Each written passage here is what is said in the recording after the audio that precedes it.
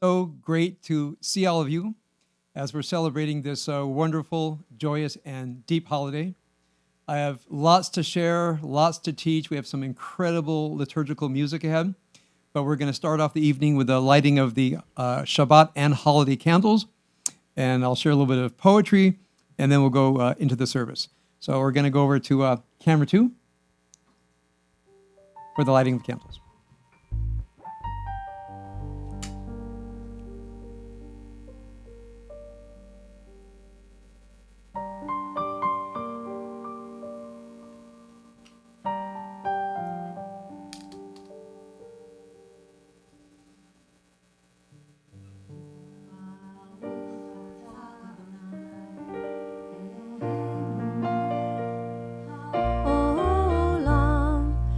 אשר קידשנו במצוותיו וציוונו להדליק נר של שבת ושל יום טוב. Amen.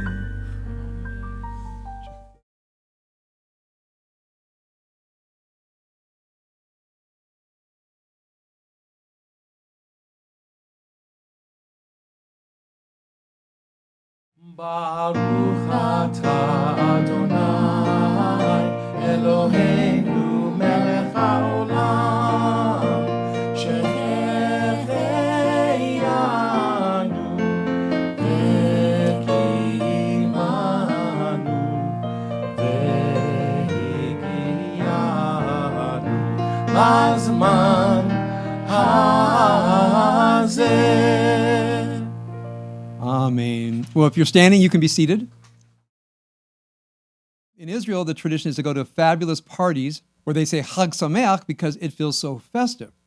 However, I'm punctilious about these things. The proper greeting is Lishana Tova, and the full one is Lishana Tova Tikatevu. May you be inscribed for a good year. We don't say Shabbat Shalom on Rosh Hashanah, and the reason is Shabbat is understood to be the most joyous holiday. And Rosh Hashanah is a mixture of both joy and solemnity. Why joy? Because we're alive. For some of us, that means a lot. There are new things. You have new people in your life. You have new people in your family, new opportunities. Old doors shut, new doors are opening, and many people feel such incredible joy and promise coming up. Other people feel grief. Many of us have suffered loss. Many of us look back and we look at our lives and we feel some disappointment. The main theme of Rosh Hashanah is, which is called in the liturgy, Yom Hadin, the Day of Judgment, is called the Day of Judgment, and we are judging ourselves. I want to give you just a brief survey of the journey we're on and then read some of my poetry that always helps me get into the frame of mind for Rosh Hashanah. So Rosh Hashanah has several dimensions I'll share with you. I wrote this in a few of my recent emails, but I'll review for you. One of the themes, Yom Hadin, Day of Judgment, means there's a moral and spiritual standard by which we must live. Most of us are only aware of that moral framework when we bump into it. Meaning when we're spiritually off kilter, something's wrong inside. We feel depressed, we feel anxious. There's a moral standard, a spiritual standard, a framework in which we live, but we're typically only aware of it when we bump into it. As I just mentioned, something's wrong in our inner lives. We feel guilt, shame, anger, anxious, depressed, and we say, what's wrong with us? Why do we say that? Because something in us knows that we are out of kilter. We're off the path with that framework. The other side of the framework, of course, is how we relate to other people. Sometimes we don't know when we're hurting other people, offending other people. We definitely know when other people are hurting and offending us. Now, the problem with both of those cases, as you've heard many, many times, we actually typically don't know who hurt whom until we do you guys ready for it? The police report, yes.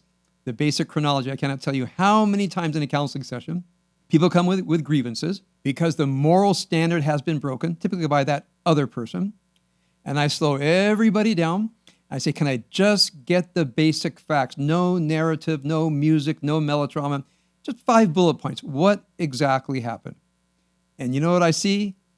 As we're moving toward the bullet point, somebody becomes super anxious because now they're beginning to see actually what happened, and they realize not only do they share culpability, but they are the most culpable. In my long years as a rabbi, I've actually had a few people bolt the room when we finally got to the police report. They actually couldn't stand it. So the framework, how do we know the framework in our inner lives? Because we feel something's wrong inside. So one of the worst things you can do, it's going to sound terrible to some of you, one of the worst things we can do is only live in the present and have an untethered soul, the power of now. I like those books, but there's a problem with them.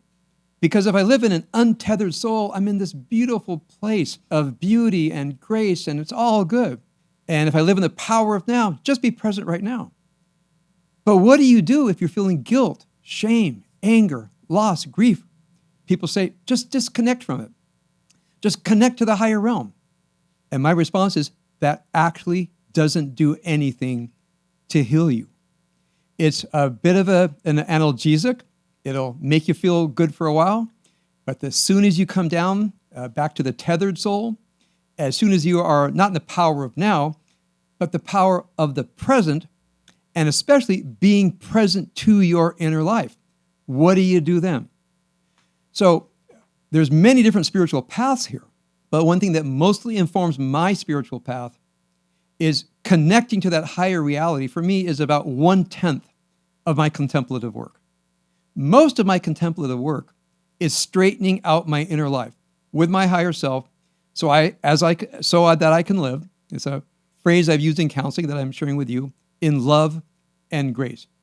In love meaning I want to be rooted in a place of loving. It's not being in love, it's being inside of love.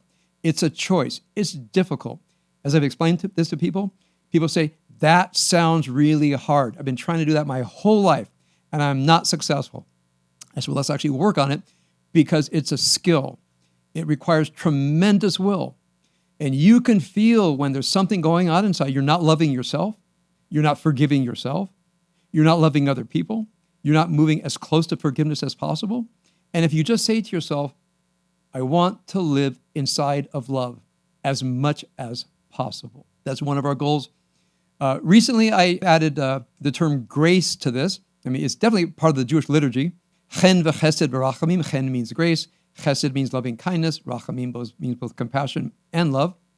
With grace, I want you to think of especially a graceful dancer. And then a person who bears themselves with grace. And then there's an inner kind of grace, not a religious grace necessarily, but a sense where everything is working beautifully inside of you. And people say to me, that's just too far of a reach. I can't even imagine it. I call that a failure of imagination. We can imagine it. You can imagine yourself living in love and grace. It seems far off. Even if you only have a minute a week, a minute a day, it's better than not having that minute a week, a minute a day.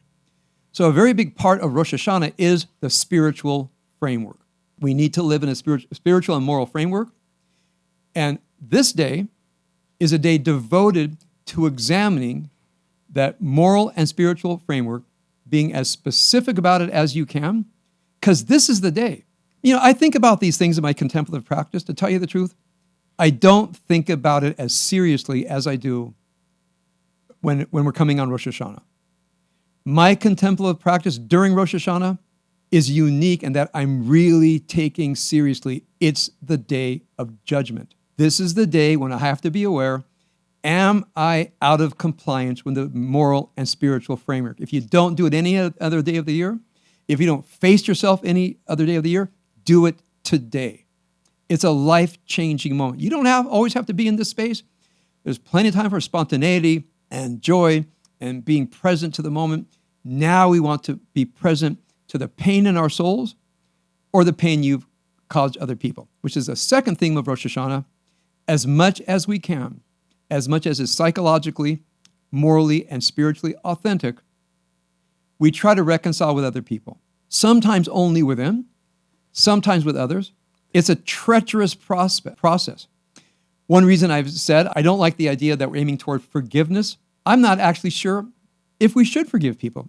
There's almost nothing in the Hebrew Bible about the obligation to forgive. It stuns people. Now, you do see it in rabbinic literature and, of course, in Christianity. And I'm not sure if the editors of the Bible were aware of this, because I don't think the Bible will command you to do something, except for a few exceptions, that actually is spiritually, morally, psychologically, philosophically, and psychologically inauthentic. What I can do is look at the inner toxins inside of me, and I want to clear them out as much as possible. I can look at the barrier between me and other people. And I say, I want to reduce that as much as possible. If forgiving means accepting an apology, I can almost always do that. Is there still pain? Is there still hurt? Are there some days when I wake up and it all comes back to me? Some people say, well, if that happens, you haven't forgiven.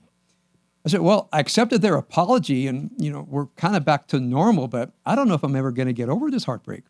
So I don't like to use the word forgiveness because there's no agreement among theologians, psychologists, and philosophers what the word even means. So you can figure out what it means to you. I want to say the second obligation of Rosh Hashanah, as much as you can, work through with other people. If you're holding something and you feel that other person will respond to your authenticity, reach out. Don't just bear it on your own. Right? You sometimes know enough about other people and you say to yourself, know the skills of processing well with others. I teach this day and night all throughout the year. If you don't remember all about it, I'm teaching my Wisdom Work classes coming up soon. If you know the rules of processing well with others, and the other person knows the rules, you can typically get good traction. By the way, I will say, someone say, Rabbi Finley, I don't like the idea of rules. I say, okay, call it guidelines. Whatever you want to call it, there's a way to do it and there's a way not to do it. And most people have trouble calming themselves down, getting over their anguish, their despair, and their resentment because they don't have memorized or not committed to the rules of processing through things with other people. By the way, Yom Kippur afternoon, I'm going to do it again. I'm going to give you guys a handout. We're going to walk through it because this is one of the most important skills you can gain in your entire life that you will use over and over again. You will be the master of what it means to work through with others. You can teach your children, you can teach your friends, you can teach your spouse, you can model it. It's a life changer. We'll get there. And the other thing we do on Rosh Hashanah, in addition to the spiritual and moral framework and the obligation to work things through as much as we can with others, and this is a little bit hard to define. I call it the obligation to cultivate depth. Now, many people in this room, you are naturally deep. Nobody is going to have to tell you to read a poem, to think deeply about your life. And Yasher Koach for you people for whom it comes naturally. I wish it came naturally for me.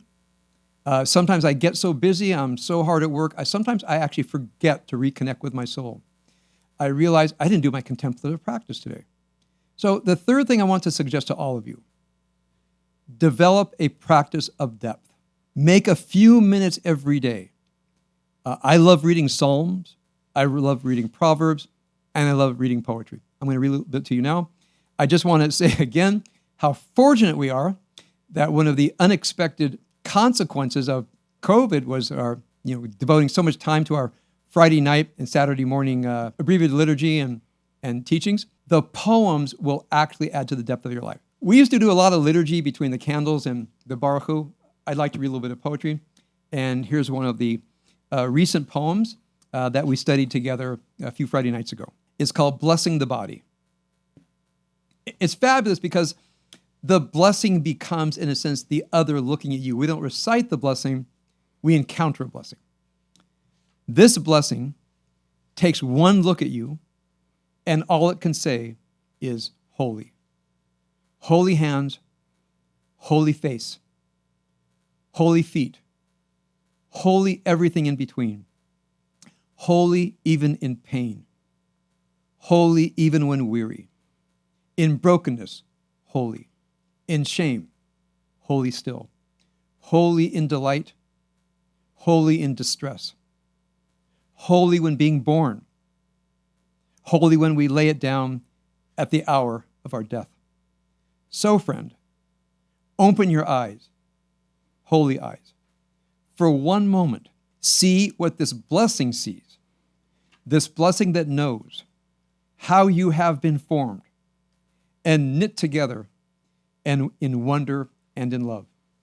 Welcome this blessing that folds its hands in prayer when it meets you. Receive this blessing that wants to kneel in reverence before you.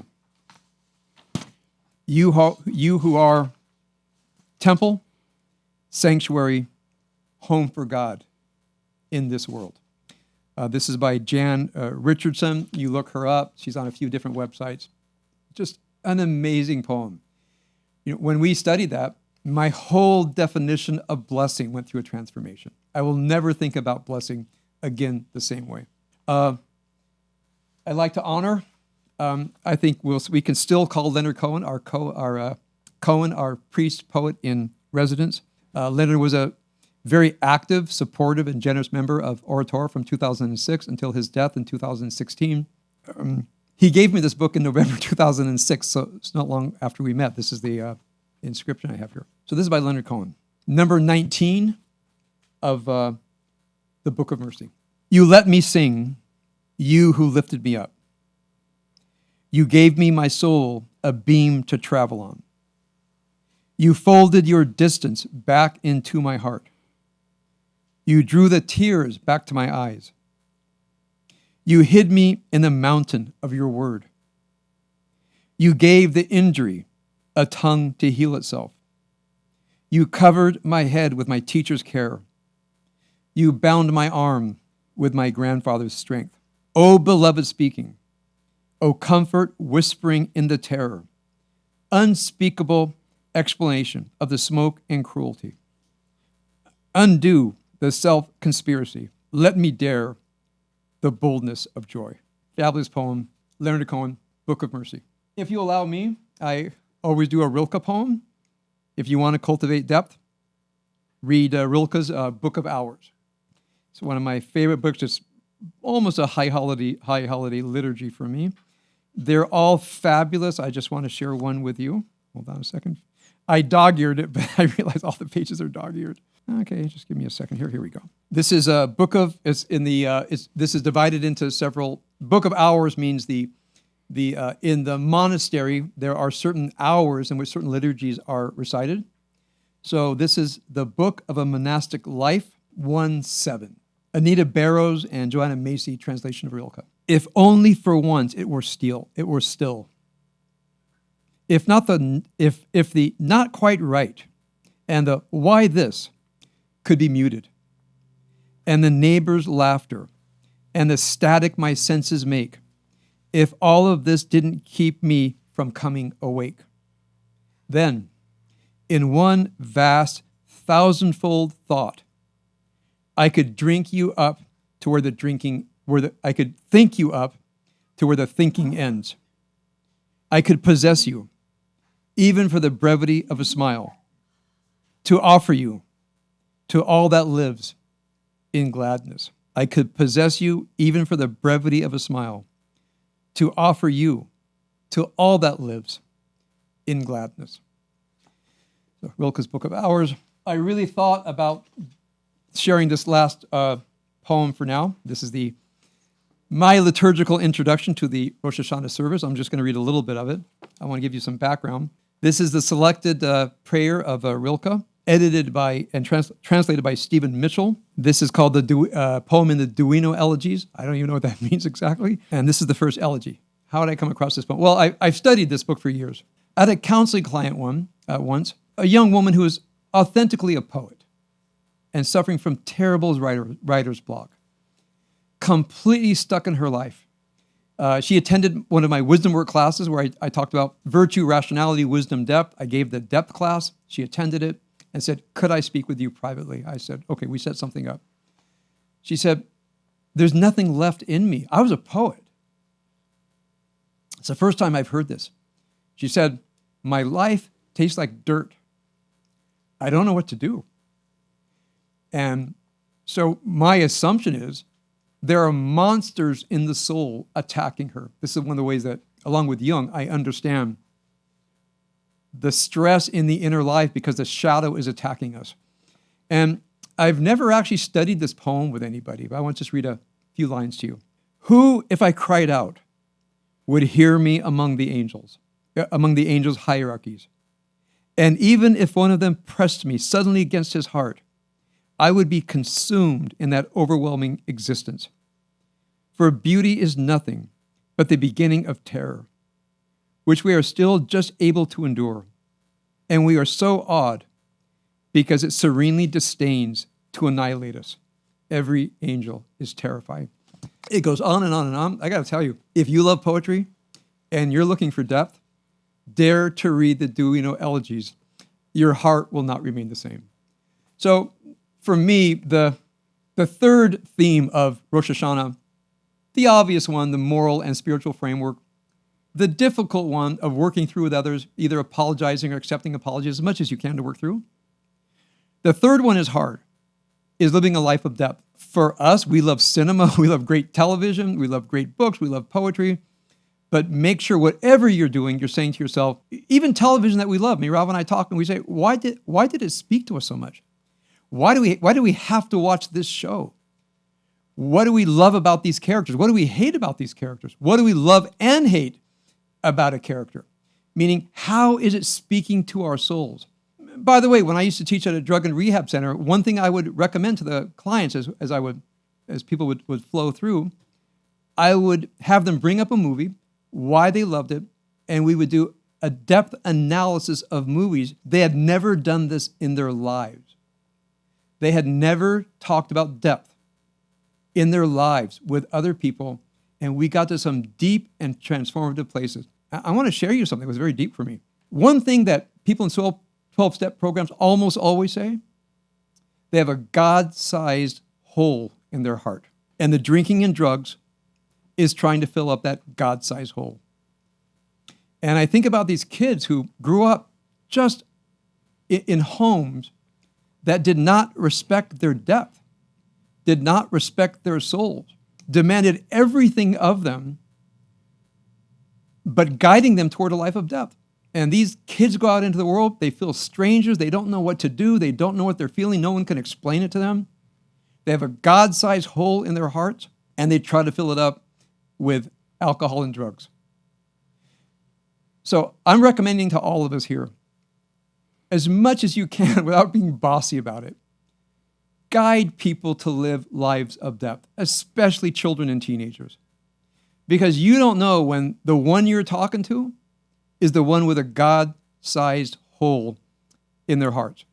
I happen to believe we all have God-sized holes in our hearts. And that's one thing that these holidays come to do, is have us be aware of that space inside that we can fill up with holiness. So these are my initial words, my initial liturgy to bring us into the high holidays. So with this in mind, we're going to actually now begin our formal high holiday services with the Barekhu on page 8. If you have the prayer pamphlets, the PDF is available, but we're going to walk everybody through it. So even if you don't have the PDF in front of you or the book in front of you, we'll make sure you stay connected to the service.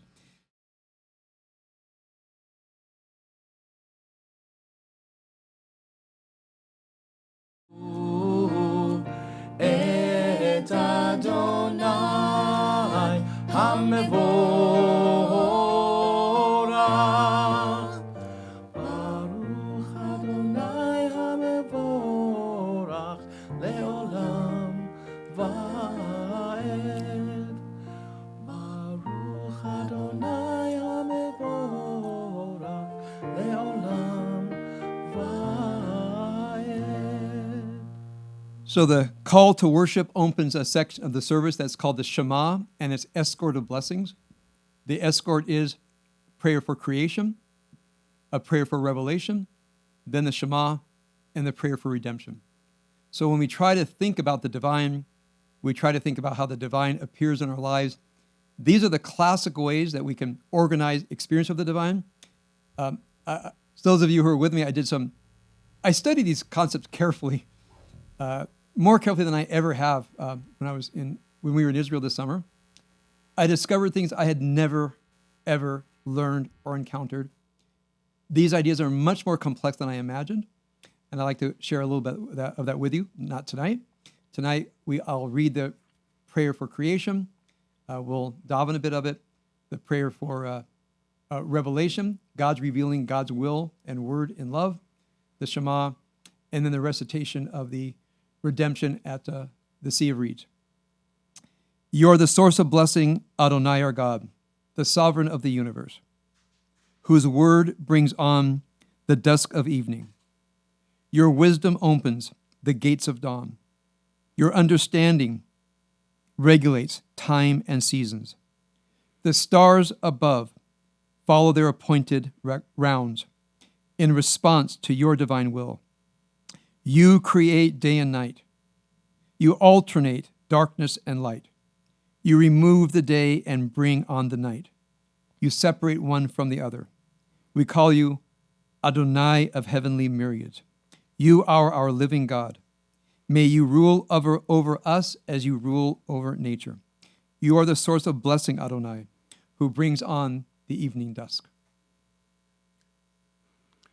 Umavir yom umevi laila, umavdil ben yom uben laila, Adonai tzvaot shemo, El chai v'kayam tamid yimloch le'aleinu le'olam va'ed.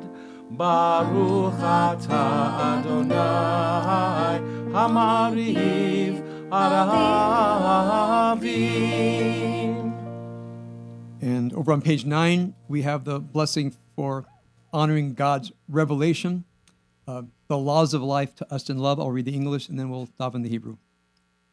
With everlasting love, you have loved your people Israel, teaching us the Torah and its mitzvot, instructing us in its laws and judgments. Therefore, Adonai our God, when we lie down and when we rise up, we shall speak of your commandments and rejoice in your Torah and mitzvot.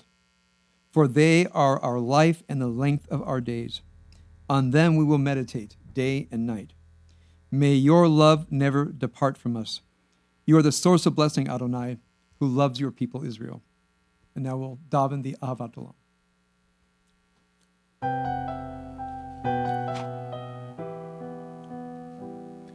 Ahavat Olam tavi lahem, tavi lahem. Ahavat Olam tavi lahem, tavi lahem. Ay, Ahavat Olam tavi lahem. Ahavat Olam tavi lahem. Ahavat Olam tavi lahem. Ahavat Olam tavi lahem. Ahavat Olam tavi lahem. Tavi lahem. Ahavat Olam tavi lahem. Tavi lahem. Ay, Ahavat Olam tavi lahem. Ahavat Olam tavi lahem. Ahavat Olam tavi lahem. Ahavat Olam tavi lahem. Ahavat Olam Bet Yisrael Amcha